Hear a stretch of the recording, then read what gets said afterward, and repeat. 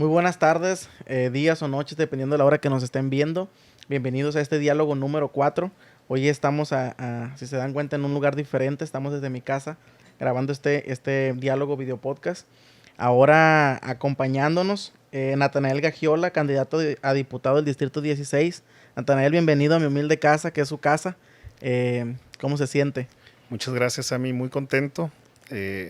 Muy interesante la oportunidad de estar en cualquier tipo de lugar, en cualquier tipo de ambiente. Y pues mira, en toda la campaña no me había tocado estar dentro de una casa con un diálogo como este. Pues bienvenido a este, creo que es el diálogo número 4. Y de verdad me da mucha alegría conocerlo. Ya tenía rato queriéndolo conocer, ya le había dicho a Vanessa. Y no se me había presentado la oportunidad de ir a conocerlo o algo, pero me da gusto que hoy esté aquí siéntase como en su casa. Muchas Siéntase gracias. bienvenido. Claro. Em, ¿Cómo le va? ¿Desde cuándo empezó ahorita la campaña? ¿Desde qué fecha empezaron a estar trabajando? Pues mira, la campaña oficialmente, según las fechas del INE, empezó el 4 de abril y cierra el 2 de junio, para que 4 días después, el 6 de junio, sea la elección. Y Y bueno, antes del proceso de campaña, pues se habla de un periodo de pre-campaña, que es cuando los partidos están determinando quiénes serán sus postulados. Entonces este tema empezó oficialmente el 4 de abril. 4 de abril. Sí. No sé, me gustaría conocerlo más a usted, no tanto de candidato, ¿no? Como en la política, sino usted como persona. ¿Es papá? ¿Está casado? ¿Desde hace cuánto tiempo está casado? Bueno, pues yo estoy casado con Donilia Merelles hace 17 años. Tengo 2 hijos. Mi hija mayor tiene 13 años, se llama Saraí. Y mi hijo menor tiene 8 años, que se llama Natanael. Pues te decía, tenemos ya 17 años de matrimonio y pues soy uno de los candidatos jóvenes, se Está muy supone, joven. ¿no? ¿Cuántos años tiene? Bueno, Bueno, se no, mira muy me, joven. me veo como seminuevo, ¿no? Pero no, la verdad es que tengo 41 años. Este, Sí, está muy pero joven. bueno, es que por lo regular la gente que participa en política tiene de 50 para arriba, ¿no? Porque mucho de lo que le apuestan los partidos es el tema pues de la experiencia. Y en mi caso será que empecé muy joven en muchos ámbitos, ¿no? Digo, tengo 41 años, pero tengo ya 17 casado, tengo la misma cantidad de años que soy docente. Entonces desde muy joven empecé también en la labor social, casi en mi adolescencia. Por eso creo que a mis 41 años tengo muchas experiencias, Ha ¿no? aprovechado bien el tiempo, ¿no? Pues yo creo que sí. Y muy variadas las actividades en las que me he desarrollado. ¿Cómo se toma el tema su familia, sus hijos, su esposa, que usted que anden sirviendo en la política? Pues mira, previo a este proyecto, eh, yo tengo 13 años en el servicio público. Es decir, aunque mucha gente lo asocia con política, en realidad el ambiente se llama gobierno, ¿no? Como servidor público, pues no me estoy estrenando, por eso es que tengo mucha experiencia. He trabajado con 3 alcaldes y con un gobernador. Por ley tuve que renunciar el 28 de febrero a mi último empleo en gobierno, donde desempeñaba la función de director en una secretaría muy importante, que es la Secretaría de Desarrollo Social. Y bueno, mi familia está habituada a que yo tenga actividades de carácter gubernamental, que te reitero, mucha gente lo asocia con la política y es entendible porque el que ahorita es gobernante ayer fue político. Yo empecé al revés, yo empecé como servidor público y ahora a más de una década de ese inicio es que estoy piloteando esto nuevo para mí, ¿no? Pero ya muy habituado a tratar con tanto servidores públicos de primer nivel como a tratar con políticos también. ¿Cómo, cómo siente que desde estas plataformas, cómo ha podido ayudar o ser ese intermediario, ¿no? Entre el gobierno y la iglesia. Conocemos la historia que de cómo antes la iglesia era el gobierno, después el gobierno estaba peleado con la iglesia y ahora gracias a Dios que estamos en paz. Pero desde esta plataforma, ¿no? ¿Cómo podemos nosotros ayudar o ser de bendición para algunos pastores o para la iglesia en general? ¿Cómo siente que ha ayudado usted o de qué forma ha podido hacer ese enlace entre la iglesia o el gobierno? Pues mira, cuando empiezo a trabajar en el 2008, entré a trabajar al ayuntamiento de Culiacán. El presidente que llegó en ese tiempo era una persona, perdón, atípica como gobernante. Era un destacado empresario, de los más acaudalados de México, y llega con una perspectiva muy diferente de trabajar o de dirigir el gobierno. Entonces a mí se me da la oportunidad de entrar a trabajar con él. Esta persona hace una reingeniería, es decir, reinventa muchos de los procesos del gobierno local aquí en Culiacán.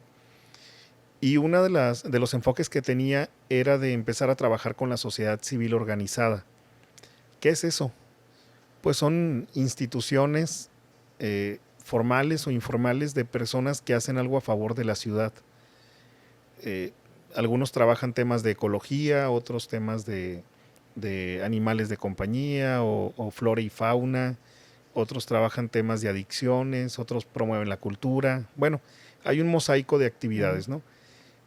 Este alcalde piensa entonces que sería bueno abrir un área que atendiera a líderes de la sociedad civil. Si bien es cierto, hay áreas que atienden, todas las áreas del gobierno atienden al ciudadano. Están los institutos, por ejemplo, Instituto de la Juventud, el de las Mujeres, el propio sistema DIF, que atiende a niños, adultos mayores, a mujeres también, familias en lo general, ¿no? que sufren algún tipo de vulnerabilidad. Si bien es cierto, ya existen instituciones o existían, bueno, pero el alcalde nos encarga que hagamos un modelo de intervención social donde pudiéramos recibir a los líderes de organismos, te decía, tanto formales como informales. ¿Qué sería un organismo informal? Pues personas que hacen algo a favor de, pero que no tienen una figura jurídica legal, o sea, no la ocupan para hacer algo a favor de otras personas, ¿no? O del medio ambiente. Entonces, como este tipo de organismos, pues hay muchos, yo asumí que la iglesia podía ser catalogada como un organismo social también, porque de hecho lo es.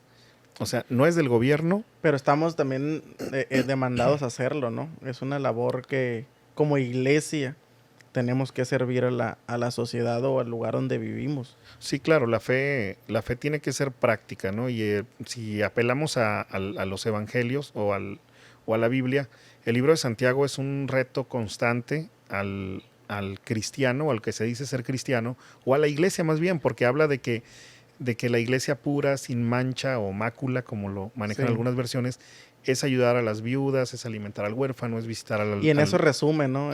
Exacto, es visitar al que está preso, al que está en cama, en convalecencia. Creo que Santiago es bastante directo en su mensaje de que si tú no vives una fe práctica, pues dedícate a otra cosa, ¿no? Entonces, la iglesia es en sí una asociación civil caminando como lo fue Jesús, ¿no? Incluso cuando Jesús visitaba las plazas, los mercados y cómo se acercaba a personas vulnerables que incluso la propia cultura judía rechazaba por temas de moralidad, ¿no? En aquel tiempo pues había todavía mucha influencia de ideologías que asumían que una persona era ciega en automático porque había pecado, tenía lepra porque tuvo una vida inmoral, que probablemente sí o probablemente no. El punto es que la iglesia cumplía y hasta la fecha sigue cumpliendo una labor social determinante. Por eso es que yo asumí a la iglesia evangélica, que luego dimos en llamar Comunidad Evangélica de Culiacán. Los asumí a ellos, pero también a la diócesis de Culiacán y a cualquier otro grupo religioso, los asumo como organismos sociales. Entonces, les empiezo a convocar junto con, por ejemplo, la Junta de Asistencia Privada, que son organismos súper bien organizados, que atienden diferentes temáticas, ¿no?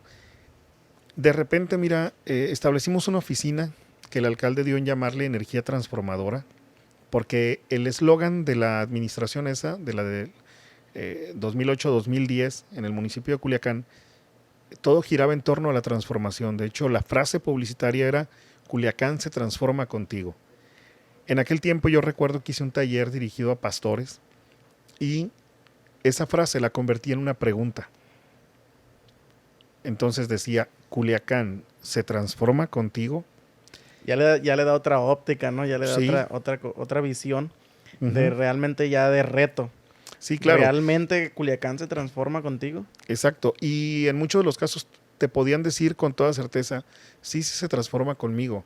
¿Por qué? Porque le abono a La Paz, por ejemplo, una comunidad de fe que es abstemia, no consume alcohol, no consume cigarros. De entrada le estás abonando a la salud, o sea, el costo gubernamental en salud, tú como comunidad de fe lo reduces bastante. Por temas de cirrosis, por temas de enfisema pulmonar, por temas de violencia intrafamiliar, o sea, el tema en seguridad pública también. Ese es un aporte natural que la iglesia y por lo regular otros grupos religiosos también le dan como aporte a la sociedad. Además de eso, las iglesias tienen muy buena trayectoria en materia de atención a niños en situación de calle, por ejemplo. Hay casas hogar cristianas, las hay también católicas. Hay pues centros de rehabilitación, aunque yo tengo 13 años en este tema de estar vinculando a la iglesia y otros sectores sociales con el gobierno, y déjame decirte que la iglesia todavía tiene pendientes algunos temas. El tema de la ecología no lo toca para nada, el tema de la cultura tampoco, y hay mucho movimiento creativo al interior de las iglesias. O sea, se promueve en automático el aprender a tocar instrumentos. Muchas iglesias tienen equipos o grupos de teatro. Tienen, por ejemplo, el tema de las panderistas. O sea, hay artes escénicas. Hay mucho artista también, mucho pintor, mucho artista plástico, no tanto pintor como escultor. Muy buenos. Sí, claro, yo conozco unos excelentes. Diseñadores. Sí, exacto. Entonces, ese es un aporte natural a la sociedad, pero sí creo que falta dar el brinco a institucionalizarlo. Mucha de la filantropía que maneja la iglesia. Pero ¿cómo lo pudiéramos hacer institución de eso? ¿Cómo pudiéramos dar ese brinco? Número uno, podríamos ver los modelos exitosos de organismos que lo han hecho. O sea, digo, muy al margen de que si eres o no una iglesia, eres un grupo social, ¿no? Hay organismos como la Junta de Asistencia Privada. ¿Tú la conoces? No. Ok. Mira, y debo reconocer que la Junta, ahorita te explico un poquito más qué es, debo reconocer que tiene un vínculo muy directo con la Iglesia Católica.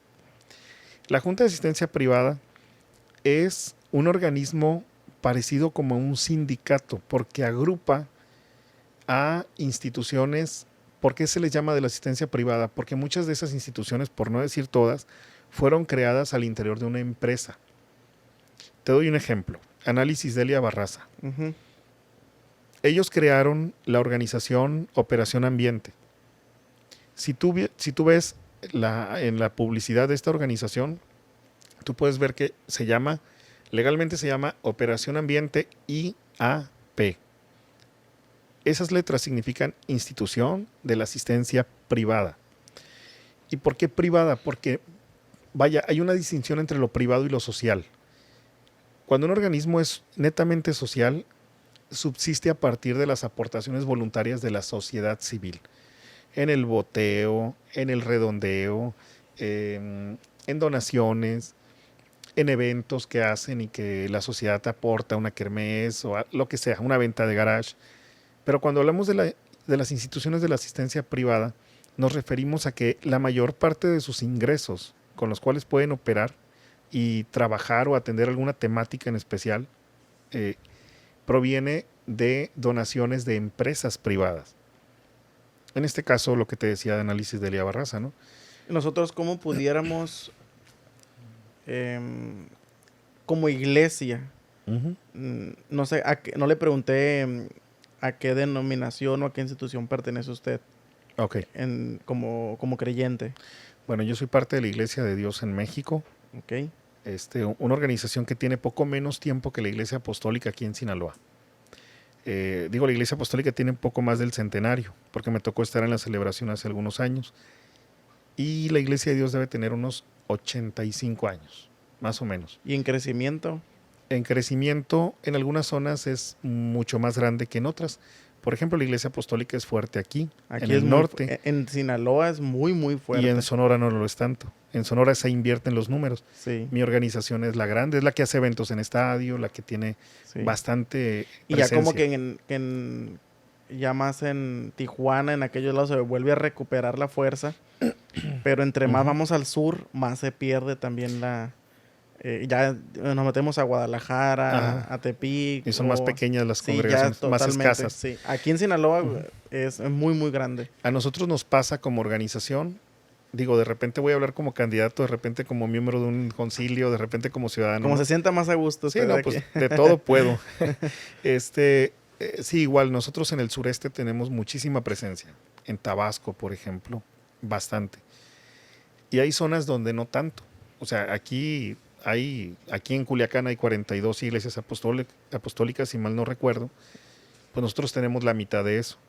Y lo mismo pasa con las asambleas de Dios. O sea, hay zonas en las que son muy fuertes y hacen eventos, mega eventos, ¿no? Cuando la pandemia lo permitía, ¿no? Y seguramente se va a poder otra vez. Pero te decía, el tema de profesionalizar la filantropía o el quehacer social de la iglesia, creo yo incluso que es una responsabilidad. Debemos llevarlo a un nivel de responsabilidad social. Eh, la Junta de Asistencia Privada es una buena manera, no es el único organismo, pero es uno de los mejores, te voy a decir por qué.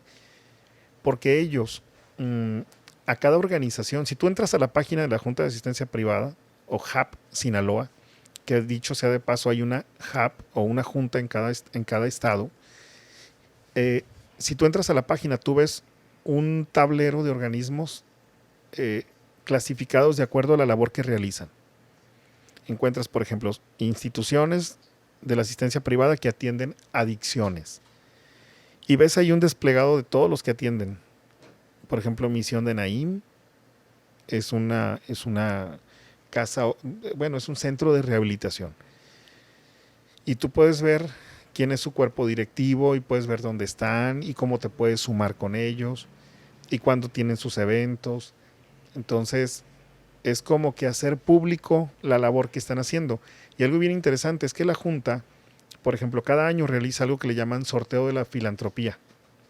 Es un sorteo en el que se tienen que vender boletos, ¿no? O sea, no tiene nada espectacular, pero eso implica que eso le permite tener recursos y si una organización pues vende muchos boletos, pues tiene más manera de obtener recursos. A eso le preguntaba ahorita, Ujú. disculpe que lo interrumpa, Sí, que para todo lo que uno quiere hacer se ocupan, vaya, no estamos en este mundo y para todo se ocupa dinero. claro. Si tú quieres ir a ayudar a alguien, ocupas dinero. Desde Sí, el sí, sí. momento en que tú te trasladas de tu casa a llegar a un lugar, desde ahí ya vas, ocupas dinero, ya sea para el pasaje, para la gasolina. Entonces todo se ocupa dinero.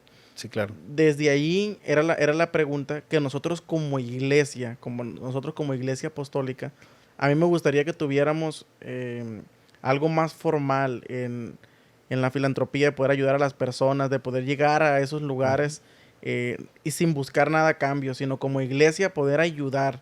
Es decir, no sé si crees en Dios, no sé si asistas a una iglesia, no sé, no, si tienes fe o no tienes fe, nosotros venimos a ayudarte.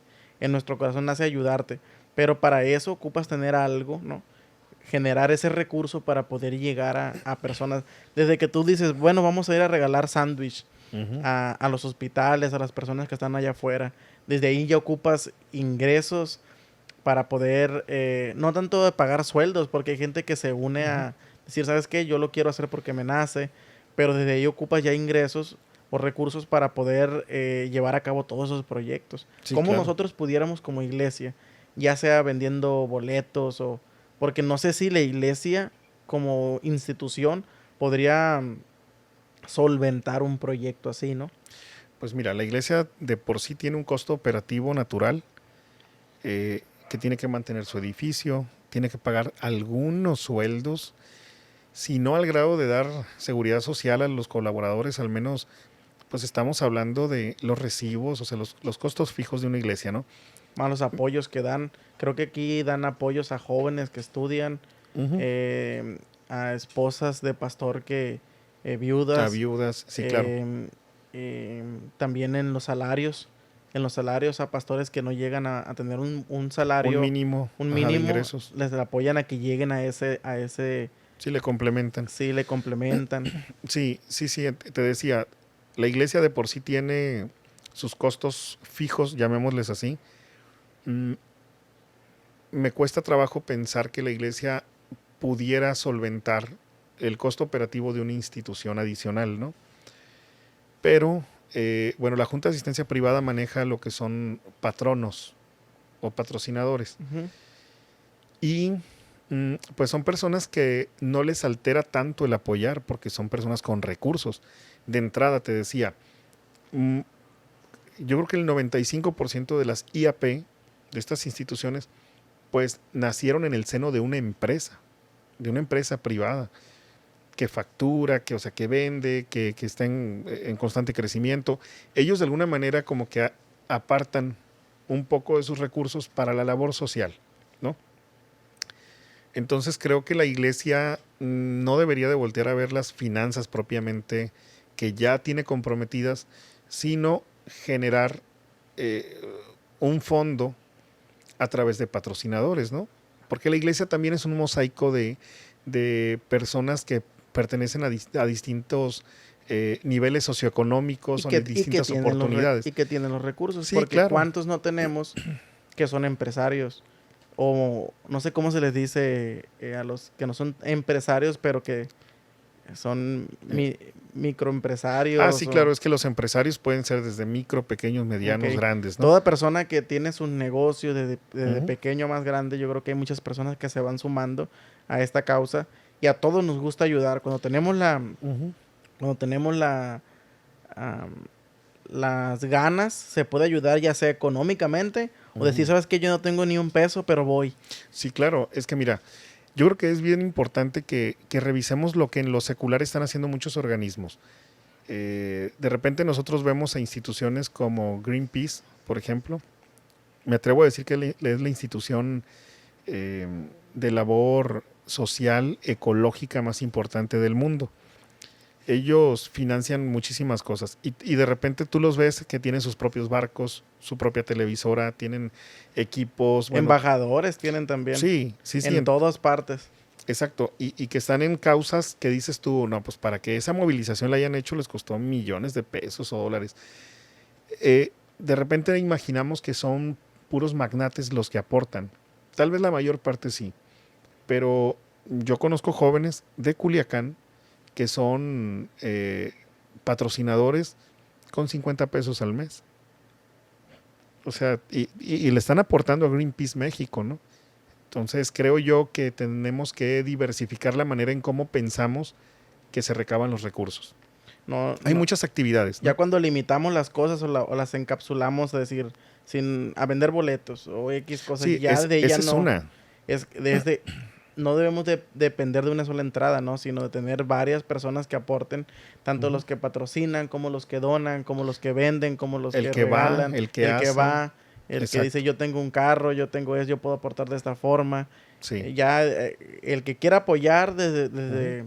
desde su, ¿cómo se puede decir? Sí, Desde su lo que tiene, trinchera, desde su desde lo que trinchera. puede, ¿no? Entonces, mira, por ejemplo, es bien importante que la iglesia empiece a desarrollar un pensamiento organizacional. ¿Qué es esto? Yo soy administrador de empresas. Eh, Hay algo que se llama manual de organización, que es un documento que se hace a la medida de las necesidades de cualquier organización. Una familia puede hacer un manual de organización. Una empresa, pues no se diga, no es que pueda, debe hacerlo. Y en este manual tú tienes un manual de identidad corporativa, tienes un manual de objetivos y políticas, tienes un manual de procedimientos. Eh, la iglesia tiene que entrar en ese tema. La propia Biblia nos enseña mucho acerca de organización. Eh, yo sé que muchas cosas las predica y hasta da conferencias, pero cuando tú revisas el gasto operativo de la iglesia, a veces dices tú, ¿por qué se está invirtiendo un montón en esto y se está dejando de invertir en otra cosa? Quiere decir que no hay una organización plena en la distribución del gasto, en las prioridades, en las propias actividades o en cómo atiende a todos los sectores de la propia iglesia. Tú sabes que hay redes, hay concilios que les llaman departamentos, en fin, por ejemplo, cuando tú hablas de un manual de organización, es pensar antes de que las cosas sucedan. Si tú, por ejemplo, haces como un diagrama de flujo de lo que implica llevar sándwich a un hospital, pues lo decías muy bien hace rato, debes pensar en personas, en combustible, en vehículos, en ingredientes, en fin. Cuando tú tienes una fotografía, una infografía de todo eso que debe de suceder, entonces tú le empiezas a poner costo a cada cosa.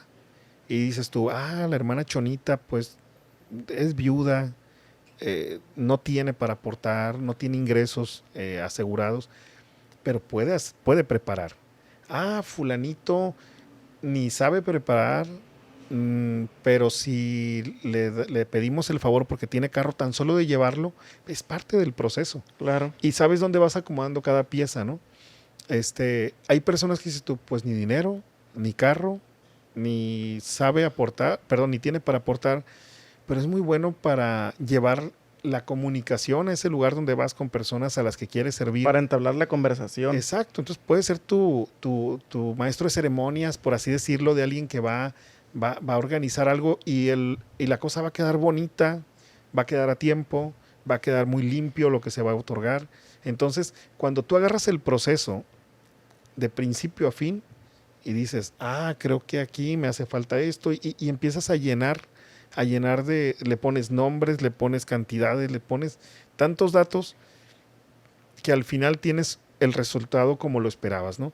La iglesia no siempre hace eso.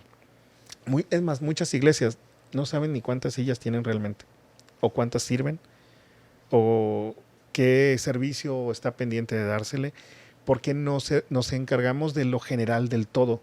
Te decía la iglesia... Y entre más abarca, menos aprietas, ¿no? Exacto. Te decía, la Biblia, por ejemplo, cuando Moisés pues ya tenía el pueblo en el desierto, ¿no? Ya los había librado de Egipto, con la ayuda de Dios, obviamente. Llega un momento que Moisés se llena de cosas. Y hay un personaje ahí, Jetro, su suegro, que le dice, oye Moisés, te vas a hacer loco.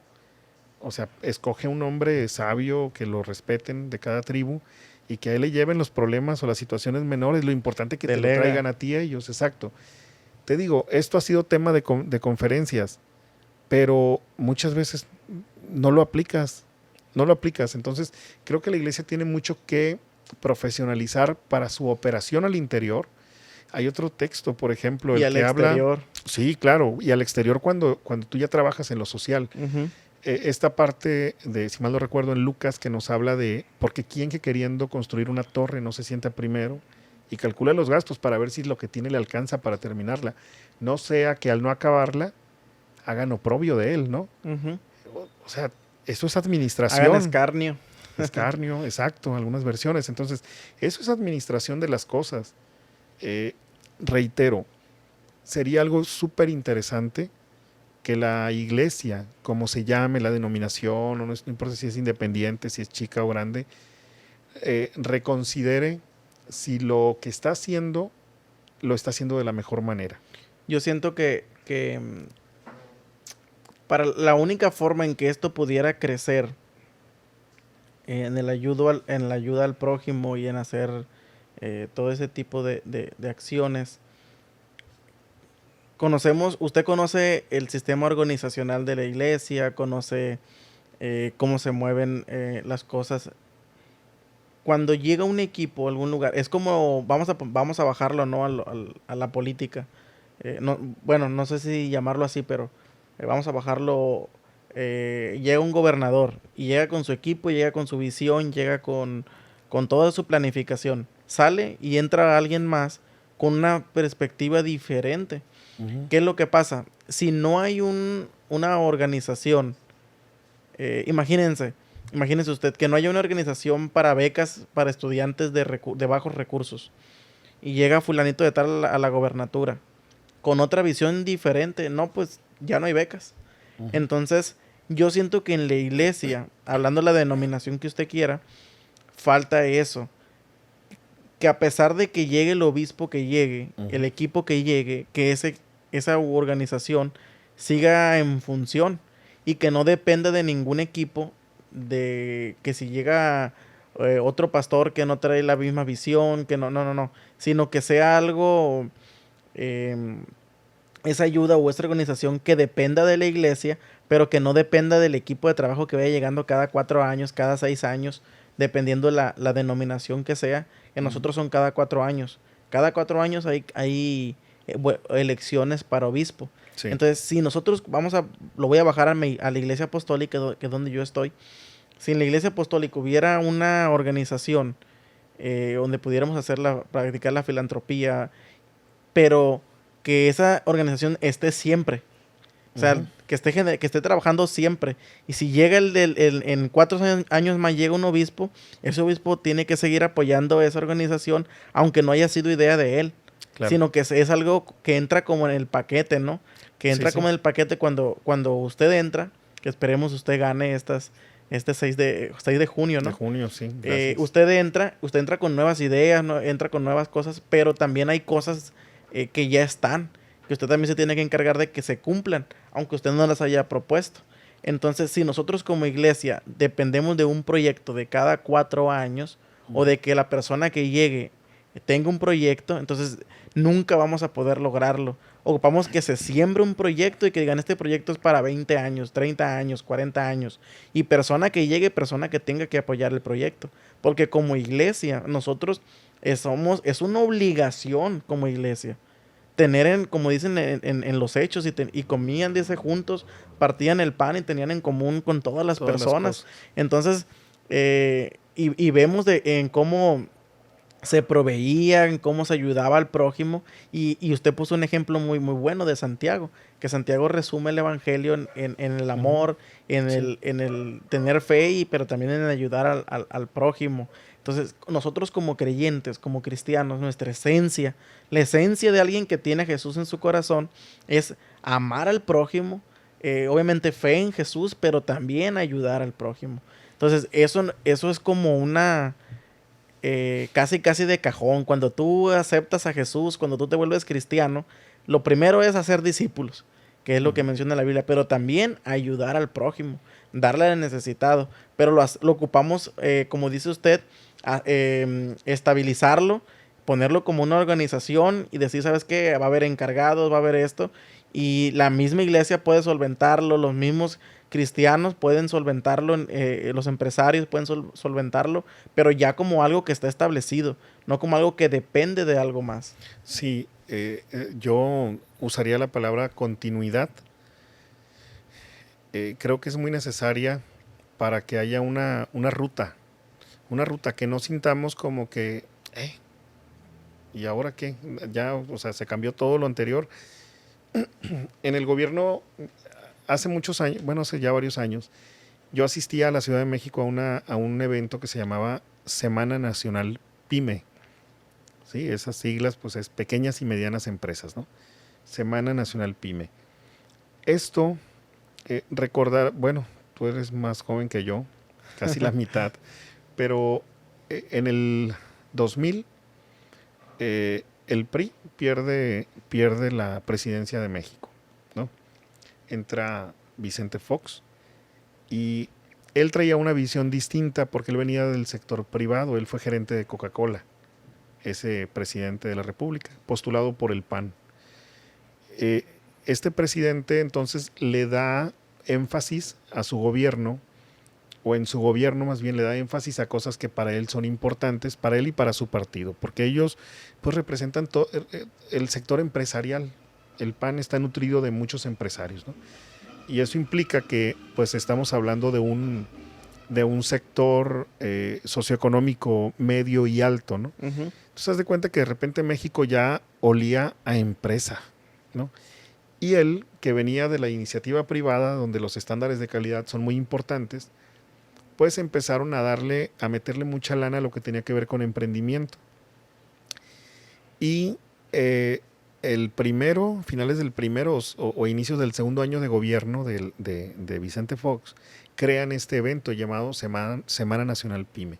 Un evento increíblemente bueno. Cuando yo me entero o que tengo edad como para ya irme a ese tipo de cosas, fue como en el 2003, si mal no recuerdo, era la segunda o tercera edición del evento. Tenía 8 años yo en el 2003. Ok, bueno, pues en el 2003 yo tenía 22 y casi terminando mi carrera de administración, pues fui al evento. Me impresionó. Era el evento más importante en su tipo a nivel Latinoamérica. Era un evento que jalaba 50,000 personas. Era durante una semana en el centro Banamex. Y quiero hablarte de esto porque fue algo que a mí me impactó. Al otro año pues no me lo perdí. Y al otro. Bueno, cuando llega el siguiente presidente de México, de nuevo un panista, siguió con el programa, no lo impulsó tanto, pero seguía muy bueno, de muy buen nivel. Pero resulta que el siguiente presidente de México pues ya no traía esa perspectiva. Y de una le bajó. Ese evento llegó a crecer tanto en el tiempo de los que lo iniciaron, que llegó a reunir 120,000 personas durante una semana. Lo mejor en exposición de proyectos, en financiamiento, en innovación, en tecnología, lo mejor. Pero de repente ya ese evento se redujo a un evento que jaló 10,000 personas. Se veían muchas, pero nada que ver como el formato anterior. ¿Por qué ya no lo manejaron así? Pues porque ya no eran ni del mismo partido, ni traían la misma percepción. Y hay muchas cosas que debiéramos estandarizarlas, dejarlas como algo que sirvieron, órale, hay que darle por ahí. No, pero que le vas a dar piola al de atrás, o se le vas a dar fama. Bueno, si tú realmente quieres el bien común, lo vas a continuar. Si te agrede que otros empezaron algo, oye, pues síguele y hazlo todavía más grande. O sea, si quieres el crédito, pues llévalo a otro nivel, ¿no? Le quería hacer una pregunta. ¿Cómo yo tengo mucho tiempo con no sé si decirlo, con una idea utópica o no sé cómo manejarlo, pero digo, algo tenemos que hacer en Culiacán. Y tengo ese anhelo y tengo esa visión y tengo ese sueño y tal, por eso lo digo tal vez algo utópico, porque desde mi posición ahorita, pues no tengo la manera de cómo poder hacerlo. Pero yo sí quisiera hacer un cambio, que hubiera un cambio en Culiacán. Digo, no nos pueden conocer a Culiacán como la ciudad del narco, como la ciudad de X cosas. Que digan Culiacán por la ciudad del bien, por la ciudad donde no hay robos, donde no hay asaltos, donde cuando, no sé si ha no sé si ha leído un poco o investigado un poco sobre cuando fue el avivamiento de Gales. El avivamiento de Gales antes del avivamiento de la calle Azusa. Uh-huh. Antes de la calle Azusa hubo un avivamiento en Gales. En Gales era tal el avivamiento que las personas querían estar tan cerca de la iglesia. Pero fíjese aquí lo importante, que el índice de crimen empezó a bajar. Las cárceles empezaron a cerrar, los bares empezaron a cerrar, porque la gente ya no hacía el mal, ya no había tanta necesidad de perseguir a criminales, porque ya no había criminales, ya no había personas robando, ya no había... Entonces, desde ahí te das cuenta que se está generando un avivamiento, donde las personas dejan de hacer el mal, donde tú les enseñas a hacer el bien, o no les enseñas, sino que les muestras la otra cara, ¿no?, de la vida. Entonces, mi pregunta para ustedes es esa: ¿cómo nosotros en Culiacán pudiéramos lanzar un proyecto o cambiar la mentalidad de las personas a hacer una ciudad de bien, una ciudad culta, una ciudad donde el lenguaje de vulgar no se tenga casi por el habla diario, ¿no? Que las personas piensen a bien y no estar haciendo cosas malas, o sea, todo ese tipo de cosas, cómo pudiéramos implementarlo, cómo pudiéramos hacer que algo así crezca. Ok. Bueno, una ciudad, hablar de una ciudad es algo muy grande, ¿no? Refiriéndome a que dices tú, bueno, quisiéramos quisiéramos que Culiacán no fuera conocido como esto, sino como esto otro. Hace rato estuvimos hablando sobre Curitiba y a ellos les llevó 25 años en promedio, ¿sí? Yo sé que ahorita las nuevas tecnologías te permiten difundir con mayor celeridad la información, ¿no? Mucha más celeridad. Pasa algo, las ciudades se componen de colonias, ¿estamos de acuerdo? No. Y las colonias tienen manzanas y las manzanas tienen calles entre ellas. Eh, todo, todo en la vida tiene que ver con procesos. Nada empieza como lo conocemos, siempre tuvo un origen distinto, ¿no? ¿A qué voy con esto? ¿Qué te parece si antes de que puedas escuchar tú de manera natural, orgánica, real, que Culiacán ya no es conocida como la ciudad del narco, sino como una ciudad limpia, como una ciudad donde hay empleo, donde la gente se cultiva, la gente conversa con sus vecinos? ¿Qué te parece si vámonos de lo pequeño a lo grande? Por colonia. Por colonia, Y después por por distrito. calle, por casa. Imagina que Culiacán no era lo que es ahorita. Por ejemplo, un dato histórico, Culiacán en los años 20 era una ciudad cosmopolita. Empezó a jalar gente de muchas partes, bueno, de algunas partes del mundo, por temas de la agricultura, por temas del comercio. Culiacán es una ciudad que ha crecido demasiado, pero no siempre fue una ciudad de gente violenta. Fue una ciudad de gente trabajadora, de gente con inventiva. Incluso aquí tú puedes ver en la fisionomía del culiacanense una revoltura de razas, incluso rasgos hasta europeos, característico de que aquí hubo una fusión de culturas, ¿no? A principios del siglo pasado.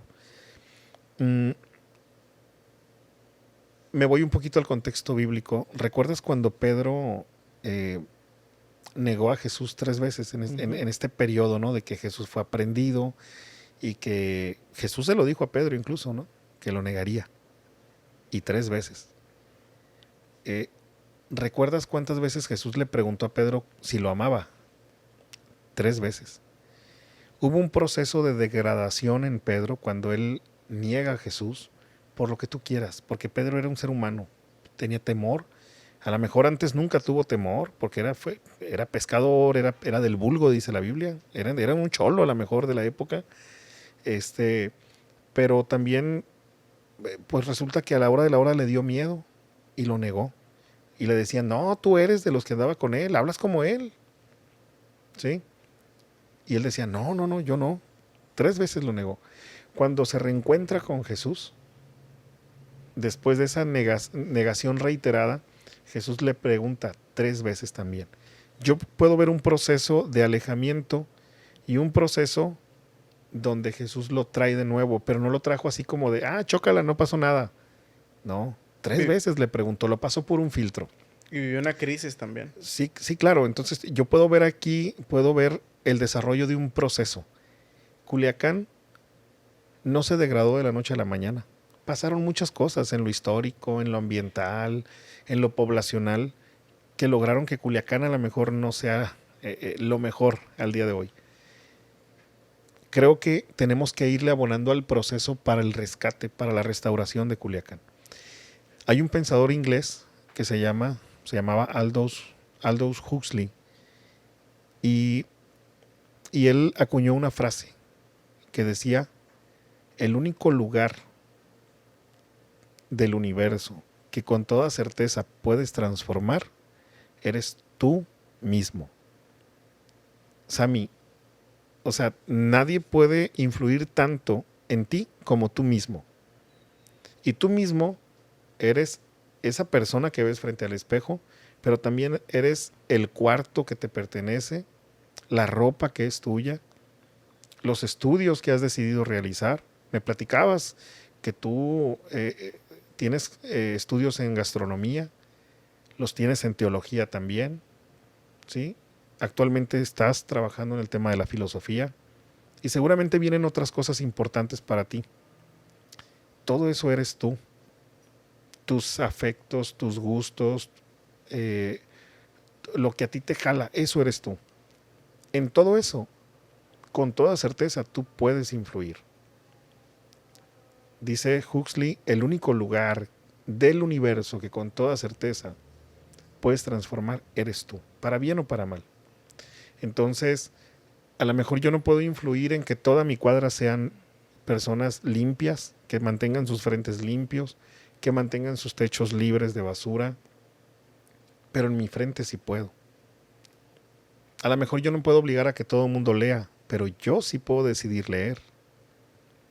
Entonces, y si le empiezas a sacar más actividades, conductas, afectos, y haces una lista increíble, te vas a dar cuenta que tú puedes hacer mucho. Es mucho más probable que desde ahí empiece la transformación. Y probablemente vas a llegar a viejito y no vas a lograr ver que todo el mundo lo sea.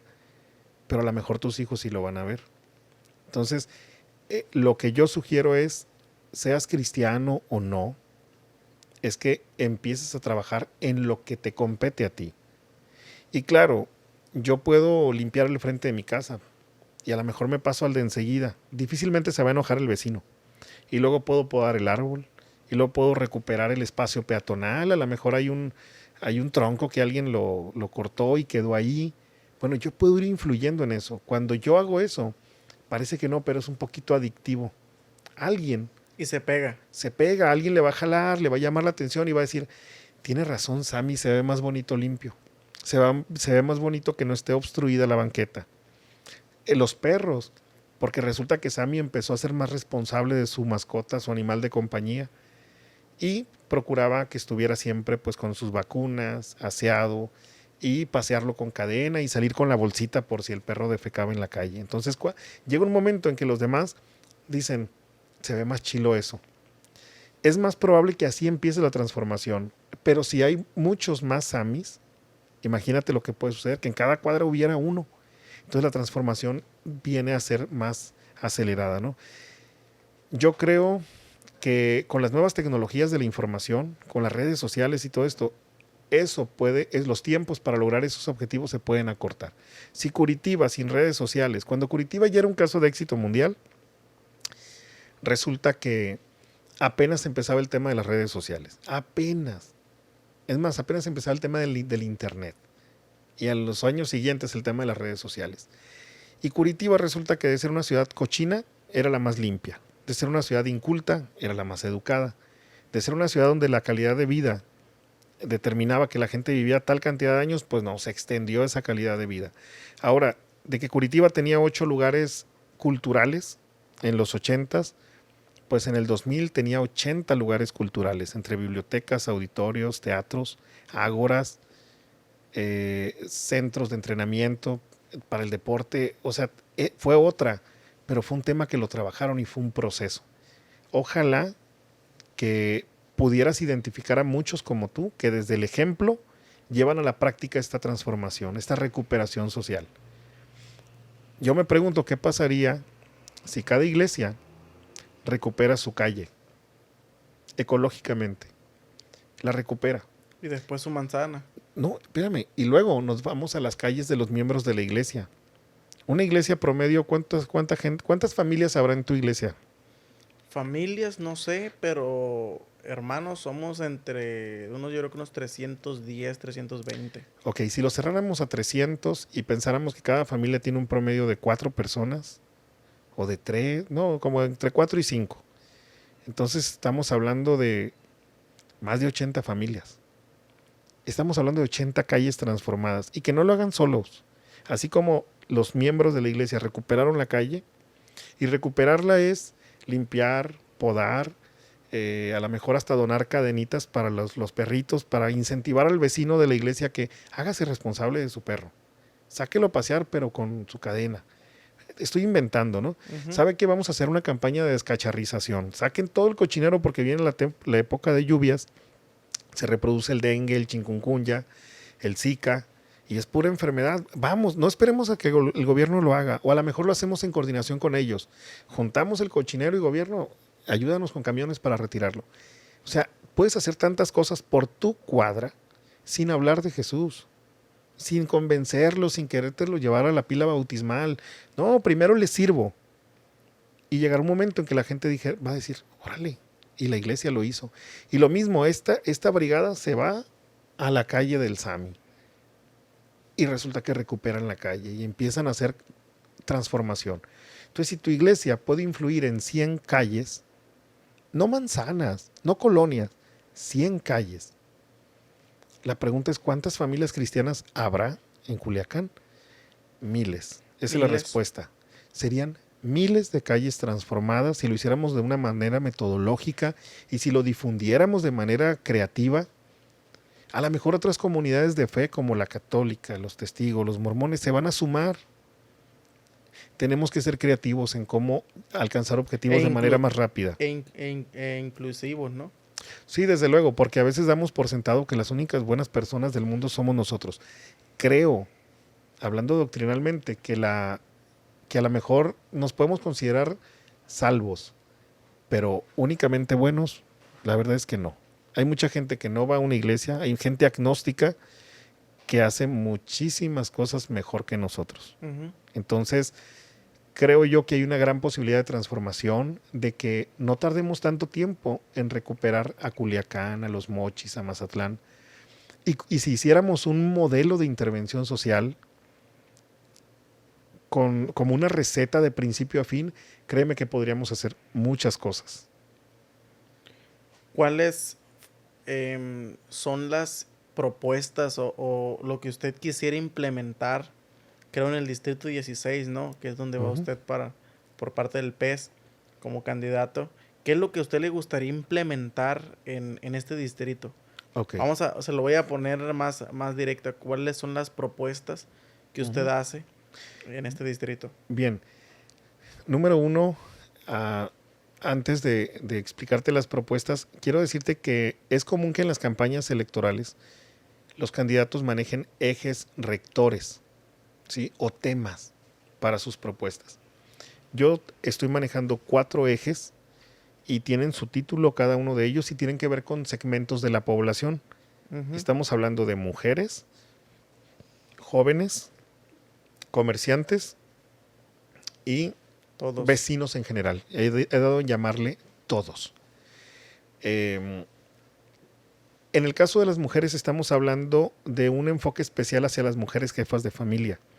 En México, como en toda Latinoamérica, y Culiacán no es la excepción, hay muchísimos hogares monoparentales.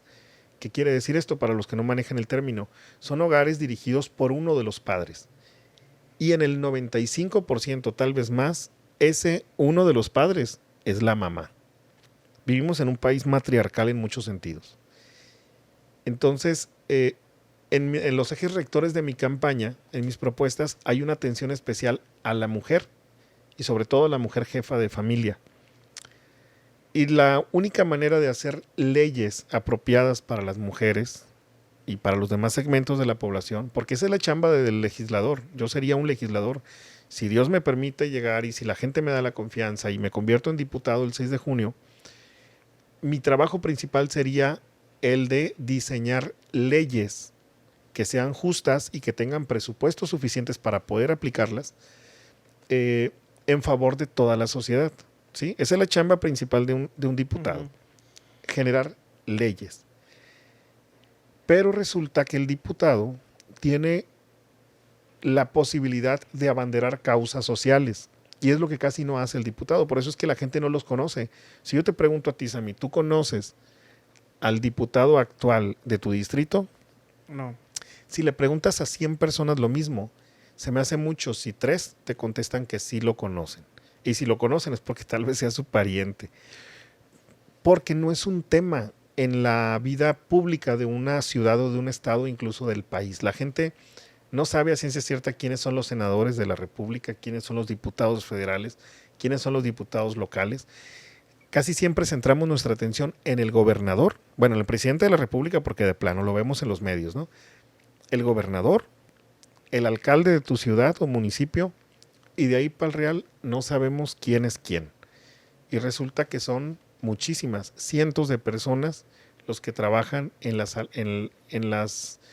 en los congresos, en las cámaras de diputados, en el Senado de la República.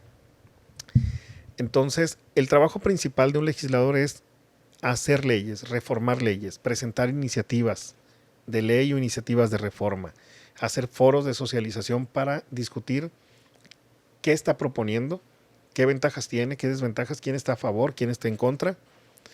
Y resulta que esa es la chamba, pero sabes que esa chamba se hace 2 veces a la semana en el Congreso del Estado de Sinaloa, como en cualquier congreso.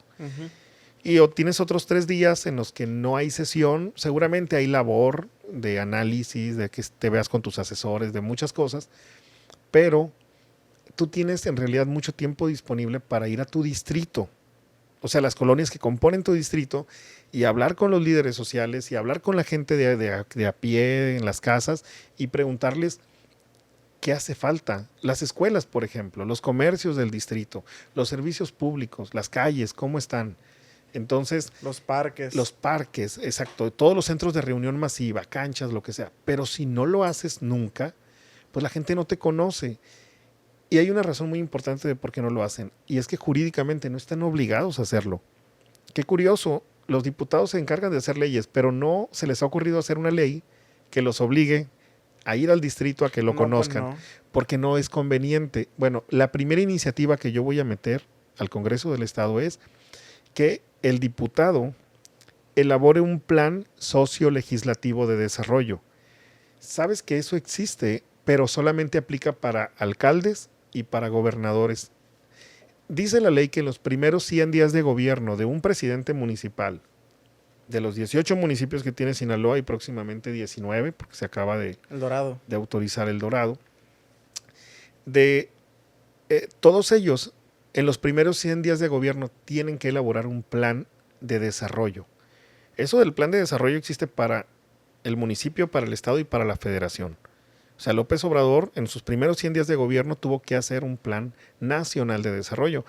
Y los planes tienen ejes rectores. En materia de salud voy a hacer esto, en materia de empleo voy a hacer esto, en materia educativa esto, en materia ambiental. Bueno, en todos los sentidos deben tener un plan a seguir y deben ajustarse a ese plan las políticas que ellos desarrollen durante todo su periodo de gobierno. Alcaldes, gobernadores y presidente de la República están obligados jurídicamente a hacerlo. Los diputados no, ni locales, ni los federales, ni los senadores. Mi propuesta es que se apruebe una ley que yo, o sea, de inicio les propongo llamarla Plan Socio Legislativo de Desarrollo. Socio porque vas a hacer propuestas a favor de la sociedad y legislativo porque eres un legislador, ¿no? Entonces, esa es una propuesta que aplica para todos, en mi segmento o en mi eje rector de para todos, ¿sí? En el caso de las mujeres, así me voy rapidito, las mujeres jefas de familia, estoy pensando en una ley como esta que te voy a dar de ejemplo. Una ley que tenga que ver con la seguridad de la vivienda. ¿Te imaginas cuántas mujeres que están al frente de una casa se hacen cargo de todo? Por lo regular tienen ingresos muy limitados. Eso implica que tienen una casa insegura. Y cuando una mamá se va a trabajar, resulta que deja dentro de esa vivienda a menores de edad por lo regular y deja a veces adultos mayores, porque casi siempre la mamá pues hizo vida con esa hija para ayudarle con los hijos, pero son población vulnerable. Imagínate que ellas pudieran apegarse a una ley donde, vaya, por ley, por obligación, el gobierno tendría que dar un subsidio, un apoyo económico para que esa mamá refuerce las medidas de seguridad de su casa, que garantice que todas las ventanas tienen su reja, que la puerta, no solamente esa puerta sea funcional, sino que tenga una reja, perdón, que tenga una chapa de seguridad. Me lo llevo un poquito más allá. Tú sabes cómo la tecnología se ha vuelto más asequible o más accesible, ¿no? Para ser comprada. Entonces imagínate una cámara de seguridad arriba de tu puerta, de modo que ella pueda vincularla, o sea, conectarla, la señal, a su teléfono celular, para que ella pueda monitorear su casa. Muchas de ellas ya pagan internet por el tema de las clases a distancia, ¿sí? O porque para sacar el trabajo ocupas internet. Entonces imagínate que una mamá, obviamente previo estudio socioeconómico, que se valide que es una mujer que está al frente de un hogar, pueda tener ese tipo de apoyos. En ese momento yo te podría decir que el trabajo de un diputado empieza a tener sentido, porque le estás cambiando parte de la vida a una persona vulnerable. Entonces, pero estamos hablando de un montón de cosas que puedes hacer como legislador. La gente dice, ¿y dónde va a salir la lana para eso? Pues recórtale a cosas que no son importantes. Yo te pregunto a ti, ¿tú sabes con cuánto opera el gobierno de Sinaloa anualmente? No. El gobierno federal, bueno, primero, todo el mundo pagamos impuestos. Que el IVA, que el ISR, que el predial, que lo de las placas, que 1000 cosas pagamos. Toda esa lana se va hasta la Federación, a la Secretaría de Hacienda. Hacienda reparte dinero a los gobiernos estatales. A su vez, los gobiernos estatales le dan a los gobiernos municipales. Con esa lana ellos pagan todo el gasto operativo del gobierno. También esa lana es para que hagan obra pública, para que pavimenten, para que las escuelas, para que las luminarias, que las canchas, que bueno, todos. Te doy una cifra. Millones más, millones menos. El gobierno de Sinaloa recibe un promedio de 50,000 millones de pesos cada año. 50,000 millones de pesos. Si pensamos en una casa que vale como 1,000,000 de pesos, así de medio pelo, pues piensa en 50,000 casas, ¿no? Que podrías comprar con ese presupuesto.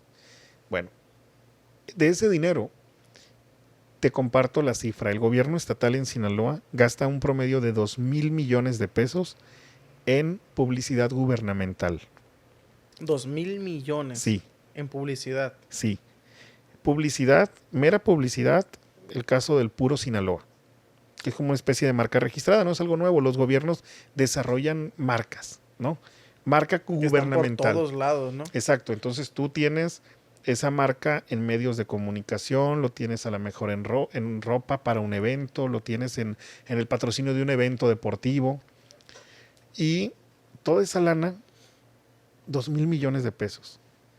¿Qué te parecería si se supone que es para publicitarte, para que el ciudadano sepa lo que estás haciendo? ¿Qué te parecería que el ciudadano que realmente ocupa dinero, que ocupa hacer algo concreto, que va a elevar su calidad de vida, esa señora se va a ir más tranquila a su trabajo? Esa señora incluso hasta puede coordinarse con las corporaciones policíacas, porque a lo mejor sería la primera que se entera que su casa la están intentando violentar. La están tal vez tratando de robar, tal vez tratando de, voy a usar una palabra cruda, violar a un menor que está dentro. O sea, eso te eleva o disminuye los índices delictivos. Y otra, imagínate que esa herrería que se usó para fortalecer la casa, esa chapa de seguridad, ese servicio de instalación de tal o cual servicio, imagínate que las reglas de operación del programa diga que se lo tienes que comprar a microempresarios de la localidad. Es decir, al herrero que está batallando para conseguir chamba. Entonces el dinero se queda aquí y reactiva la economía local.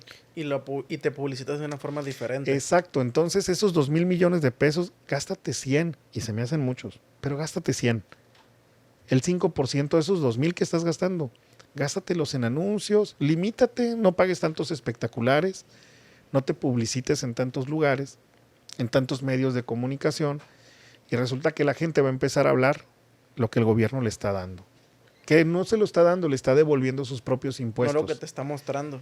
Exacto, entonces, o sea, que eso sí le cambia la vida a la gente. Y si ese criterio lo usas para impulsar el deporte.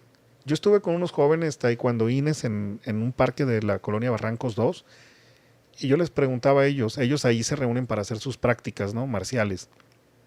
Entre ellos había un campeón nacional y yo le preguntaba a él, ¿cuántas veces el gobierno local o estatal te ha dado para tu uniforme, para tu equipo de entrenamiento? ¿Cuántas veces te ha dado para viajar a una competencia, a una concentración? Y me dijeron, solamente una vez me dieron un apoyo para comprar un equipo. Ok. Una vez, ¿cuánto tiempo tienes practicando? 10 años.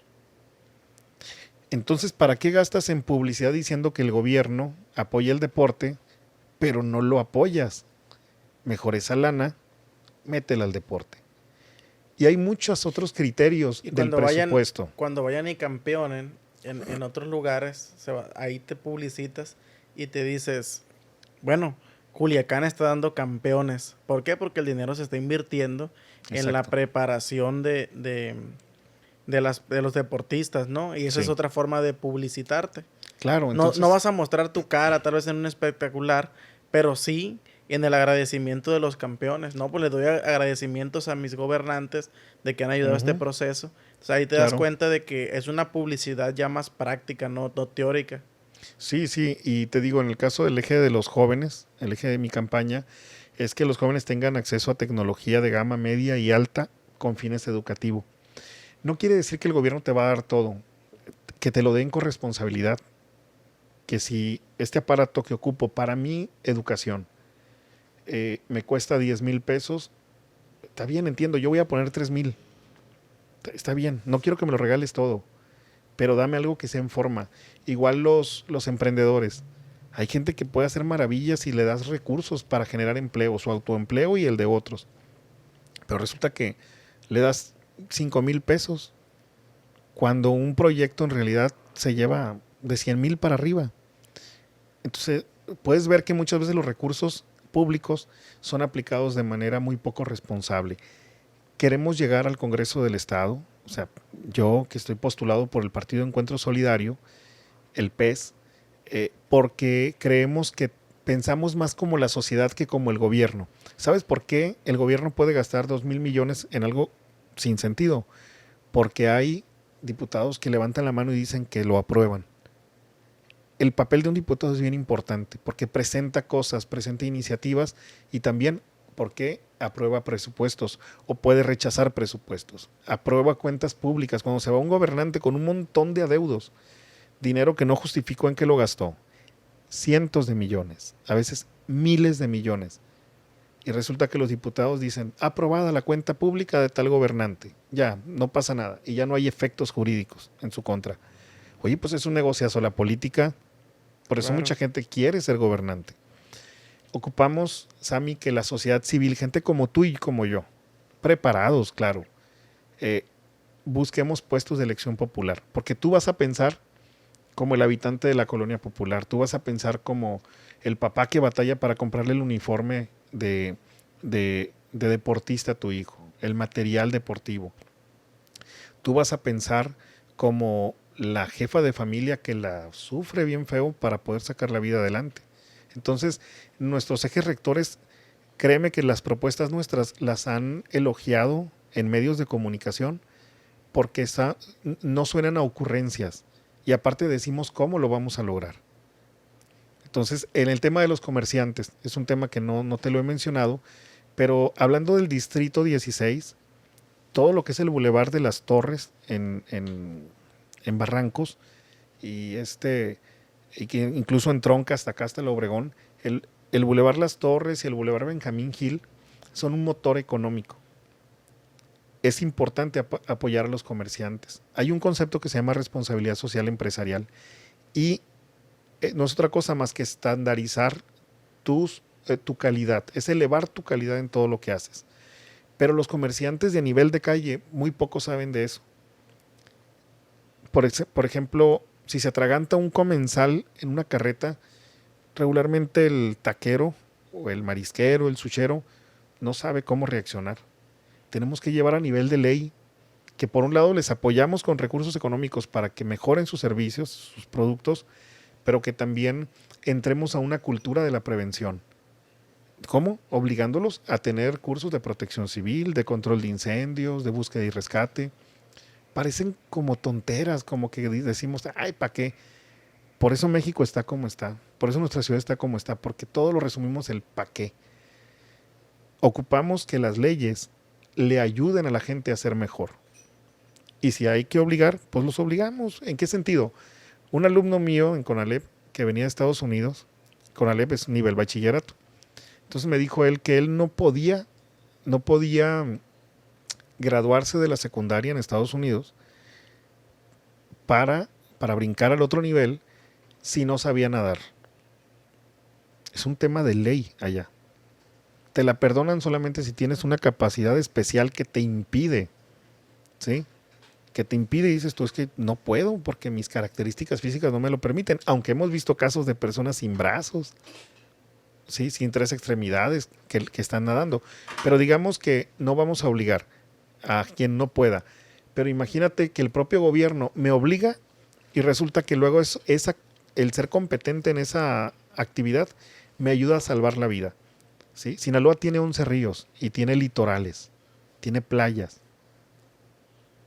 Todo lo largo de Sinaloa tenemos playa. Y sabes que es altísimo el índice de personas que mueren por ahogamiento. Y nunca a ningún diputado se le ha ocurrido pensar que sea una obligatoriedad para el sistema educativo meter contenidos que le ayuden a aprender a nadar. Entonces, a ver, algo tan sencillo como llevarlo a nivel de ley, a lo mejor va a hacer que mucho menos familias estén llorando a un hijo perdido, una hija perdida por ahogamiento. A eso me refiero, Sammy.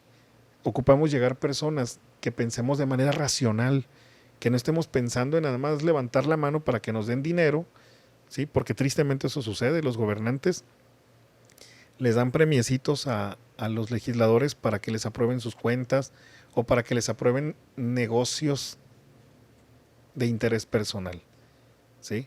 Ocupamos llegar gente que pensemos como la sociedad. Entonces mis ejes rectores son a favor de los jóvenes, las mujeres, los comerciantes, de todos. En el caso de los jóvenes, ahorita hablé de jóvenes que se educan, que ocupan tecnología para la escuela, pero ¿qué onda con los que no les ha ido tan bien en la vida y que tienen problemas de adicción? ¿Sabes que en el Distrito 16 hay muchos centros de rehabilitación? Sí. Bueno, pues eso nos habla de familias desintegradas, de personas enfermas. Creo que hay uno que es gratuito, ¿no? Algunos al final del día ocupan gastar. Pero, no, es gratuito. Las personas pueden ir a internarse o llevar a internar, pero creo que no es no te obligan a quedarte. Okay. Si tú llevas a una persona, es voluntario. Si tú llevas a una persona y la persona no se quiere ir, se puede ir. Sí, pero ¿no crees que al final del día todo está bien o es correcto? Porque hay personas que requieren internamiento. No es a criterio del adicto.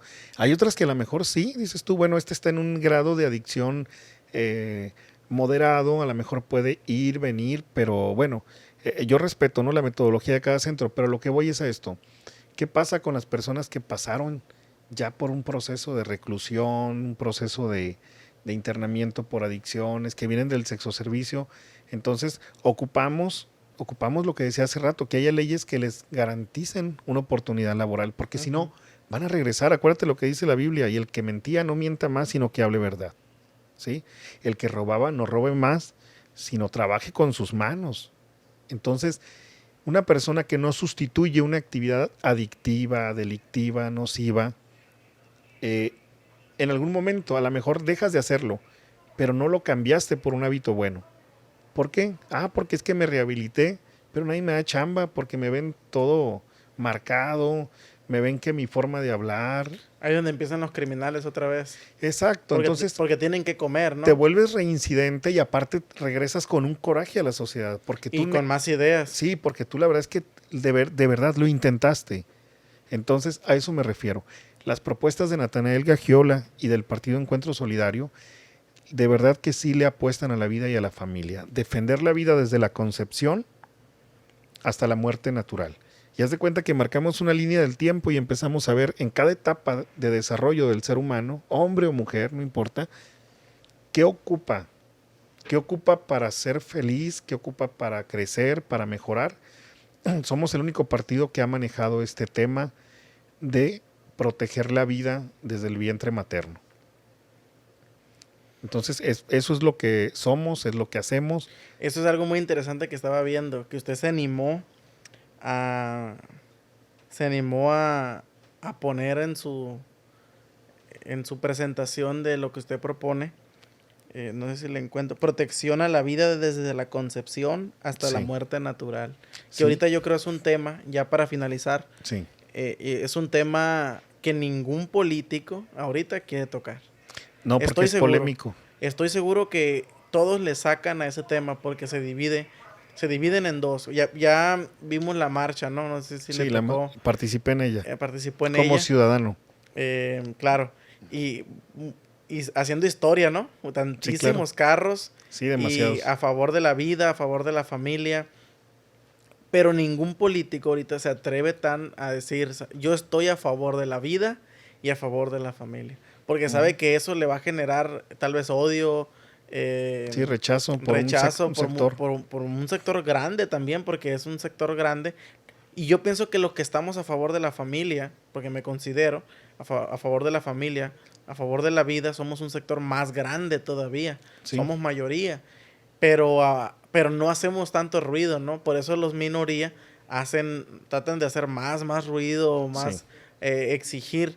Y hay personas que se van por esos principios o por esos derechos, o que los quieren hacer derechos, porque saben que tienen garantizado una parte de la población. Por eso se van, no porque realmente sientan o realmente crean en ese tipo de cosas, sino porque saben que eso les va a impulsar ahorita a llegar a algún Sí, lugar. claro, Y me es. impresionó en Ujú. usted, en que usted lo plasma en sus propuestas, en la propuesta para todos, en la protección de la vida desde la concepción hasta la muerte natural. Así es. Y tú puedes revisar la publicidad de todos. Y cuando digo todos, es todos. eh, Candidatos a gobernador, a... Bueno, nuestro partido sí lo maneja, nuestro candidato a gobernador, pero de ahí en fuera revisas la publicidad de quien sea, nadie se quiere meter en ese tema polémico. Nosotros estamos convencidos que sí, Natanael está convencido que sí. Y créeme que si todo mundo se voltea a favor o en contra de la vida, Natanael va a seguir pensando lo mismo. Si eso tiene una consecuencia electoral, no me importa, porque yo quiero que sepan con quién cuentan, con qué persona cuentan. No tener una cara ahorita y otra cuando sea diputado, ¿no? Entonces, aparte que como personas de fe creemos que Dios sabe lo que va a pasar y eso que pase es lo mejor. Es lo mejor. Así es. Y le quería hacer la última pregunta, Sí, que es algo en lo personal que me preocupa. Y ya con esta pregunta cerramos. Em, a mí me preocupa el hecho ahorita en que estamos en una, no sé decirlo, sociedad o en esta etapa donde todos somos ofendidos. El gordo se ofende porque le dicen gordo, el moreno porque es moreno, el güero porque es güero, y todos se ofenden muy fácilmente. Esto ha llevado a marchas, a hacer revoluciones, a hacer diferentes tipos de cosas para que se aprueben derechos, que esto, que lo otro. A mí me preocupa en esta etapa el hecho de que personas que hacen movimientos están ahorita en contra o pidiendo que se aprueben leyes para que cuando los pastores o personas que predican que hablen en contra del matrimonio igualitario, del aborto o de ese tipo de temas, hasta puedan ser denunciados por personas o pastores el día de mañana que no quieran casar a personas del mismo sexo, también puedan ser demandados. Y esto no es una utopía, sino es algo que puede estar muy cerca, que puede estar muy próximo. Y a mí me preocupa ese tipo de situaciones. No sé cuál sea no sé cuál sea su opinión acerca de este tema.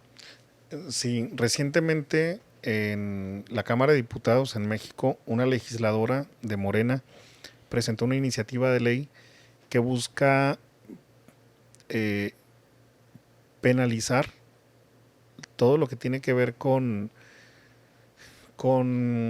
terapias, conferencias, consejos, contenidos de parte de quien sea, porque el tema no va directamente o no va únicamente con pastores, ¿no? En todo caso es también con orientadores, con maestros, con terapeutas, psicólogos, cristianos o no. O sea, el tema es que todo esto, ellos han dado en llamarle terapias de conversión, ¿no? Donde, donde una persona entra en un proceso de consejería, de acompañamiento para que cambie algún aspecto de sus preferencias de carácter sexual, ¿no? La pregunta es, ¿y qué si la persona la supuestamente ofendida es la que está buscando este consejo. No, pues la ley dice que, bueno, la propuesta de ley, la iniciativa de ley, dice que se va a penalizar a quien sea porque lo estarían considerando como promoción del odio, como actos discriminatorios. Eso sucede en un país... Se me hace muy injusta esa... Sí, desde luego. Eso sucede en un país donde tienes una mayoría de personas, de legisladores de un solo partido.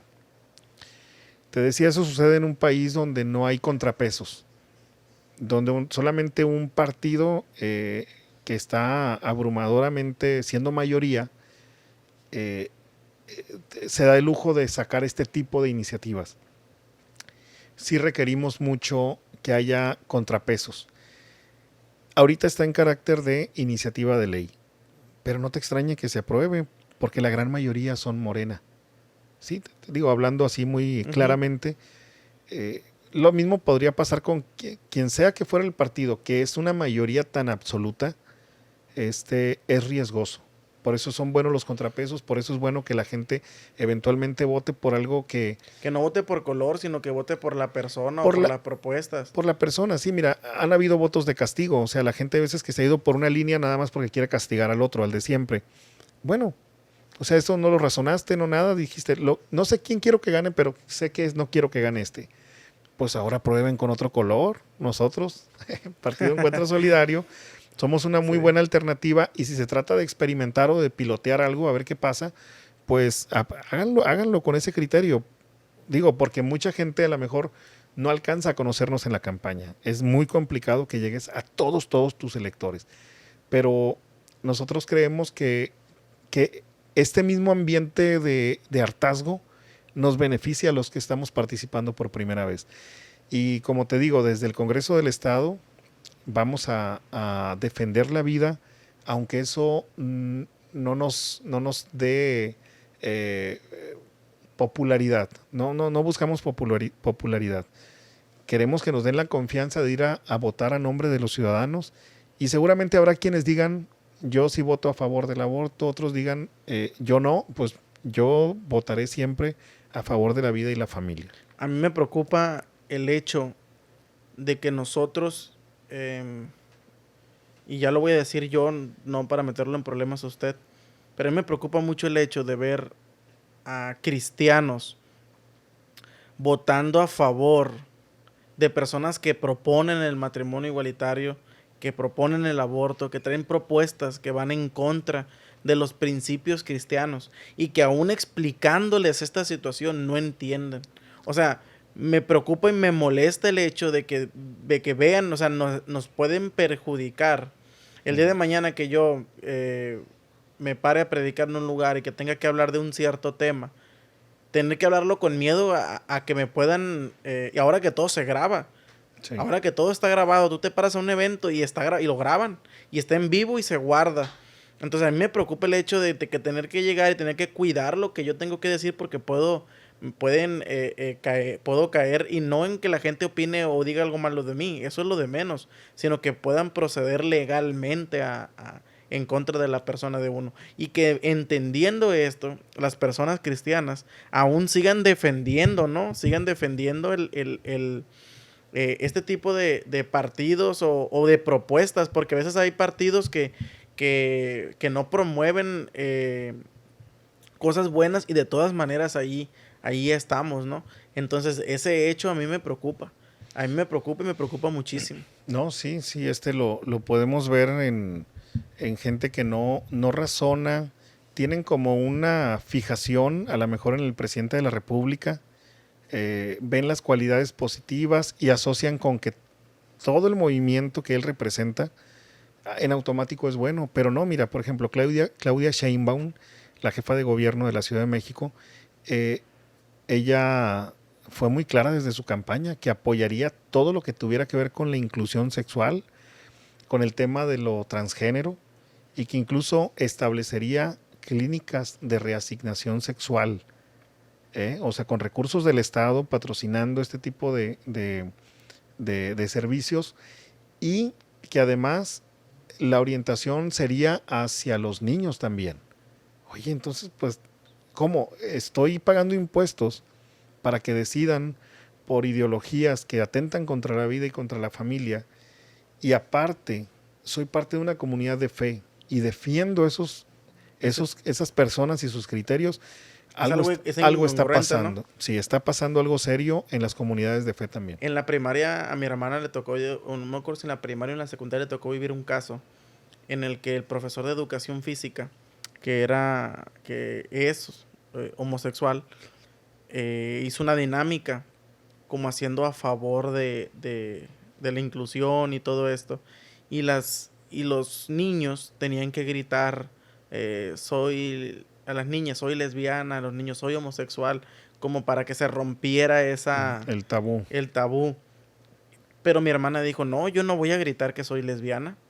Ay, ¿por qué no? Y ahí estaban. Y fue y la quería reprobar el profe porque no quería. O sea, si un profesor cristiano, si usted se pone a dar clases acerca de Dios, yo estoy seguro que hasta lo pueden correr por estar promoviendo una religión o estar promoviendo algo. Pero este tipo de casos no pasa nada. O sea, es muy normal y si tú lo denuncias o algo, no pasa nada. Entonces, se está metiendo hasta dentro de la educación de los niños, tanto, y nosotros apoyándolo detrás porque vamos y votamos. O sea, Sí. vamos y votamos por el partido.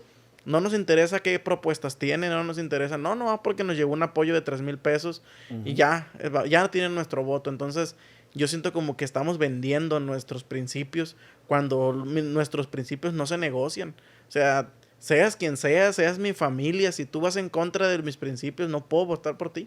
O sea, así te conozca, así seas quien seas, no puedo votar por ti si tú traes este tipo de propuestas. Entonces, en eso yo sí me gustaría que el pueblo fuera más congruente y más racional a la hora de votar este 6 de junio y que no se dejaran guiar por un partido, por un apoyo. Los apoyos no se van a acabar si el partido pierde. Los apoyos van a seguir ahí porque ya tienen que seguir ahí los apoyos. Están etiquetados ya. Sí, o sea, los apoyos, si ese partido pierde, no se van a acabar los apoyos, no se van a acabar las becas. Las becas van a seguir ahí, los apoyos van a seguir ahí. Lo que sí es que a la hora de tener que legislar las leyes, van a venir a legislar a como ellos quieran y no va a haber una contraparte. Esta vez pasada la libramos con un voto. Sí. La libramos con un voto. Sí. Pero ¿qué estaríamos hablando ahorita si no lo hubiésemos librado con ese voto? Entonces, el día de mañana que vengan, que van a volver a proponer esa ley, que vengamos con menos fuerza y que al rato ya haya acciones en contra de las personas que tengan que hablar de ese tema. Ahí es donde los cristianos se van a dar cuenta de por quién votaron, cuál fue la decisión que tuvieron, pero ya demasiado tarde. Porque ya va a ser muy difícil hacer una ley que contra denuncie o que vaya en contra de esa ley. Ya no se va a poder quitar. Entonces, sí ser un poquito más racionales y más conscientes de la decisión que vamos a tomar. No sé si, para cerrar, si quiera hacer un comentario, decir unas últimas palabras, igual agradeciendo que haya venido aquí a Diálogos. No, muchas gracias. Me parece que Diálogos es crea el ambiente propicio para la expresión libre de las ideas. Lo haces de una manera muy confiada, te agradezco. Y pues mi mensaje final es que Natanael, antes, durante y después de la campaña, será la misma persona. Es la misma persona. Yo les invito a que seamos personas de convicciones. Yo, adicional a esto, pues me dedico a dar clases, soy padre de familia, soy ciudadano. Seguiré siempre procurando tener buenas prácticas en cualquier actividad o área que yo me desempeñe. Y yo quiero invitarles a que este 6 de junio seamos responsables. La verdad es que podemos balancear elecciones. ¿De dónde abarca? Mi distrito abarca todo lo que es el sector Barrancos, a la altura más o menos de Aurrera Barrancos, o sea, enfrente, todo eso de los arcos, los portales, Jardines del Valle, San Agustín. Bueno, es que son como unos 15 nombres de fraccionamientos, pero la gente les conoce como barrancos, ¿no? Ujú. Villaverde, Vinoramas, hasta Soriana Barrancos, por allá. Y ¿Cuáles son los bordes ok, de el decir, límite. sí, el límite? Ok. Me voy a ir, posiciónate por favor mentalmente donde está la explanada, Ujú. el centro comercial explanada, en la costera, ¿no? En la costerita.